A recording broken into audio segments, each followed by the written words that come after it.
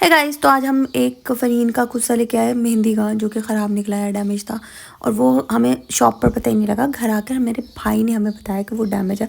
तो मैं और फ़रहीन पहले पहले तो गए थे वो कुछ सा चेंज करवाने के लिए।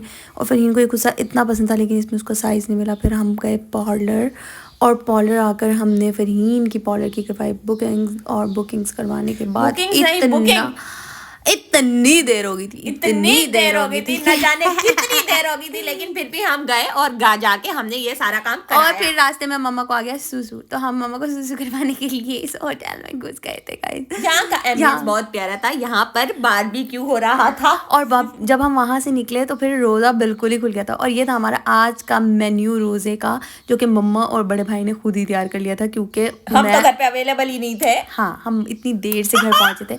तो फिर हम लोगों ने फटाफट से, हम रास्ते में ही रोज़ा जो था वो खुल गया था, हमने आए कि जल्दी से खजूर खाई, थोड़े से पकोड़े खाए, और हमने पिया रूह अफ़ज़ा। ले गए बाजार फ़रहीन, और फिर हम वहाँ से गए फ़रहीन की कुछ कॉस्मेटिक्स खरीदने के लिए। और फिर हमने लिए वहाँ से बहुत सारी कॉस्मेटिक्स जो फ़रहीन ने लेनी थी, और फ़रहीन को कुछ पर्स भी ख़रीदने थे, और फिर हम पर्स लेने के लिए गए। लेकिन पर्स में क्या हुआ था फ़रहीन बताएगी। पर्स इंतहाई खूबसूरत है, और फहमीन वहाँ हो गई थी लमिया लेक। लेकिन फ़रहीन को उनकी क्वालिटी अच्छी नहीं लग रही थी, तो फिर हम आगे चले गए। वो वाले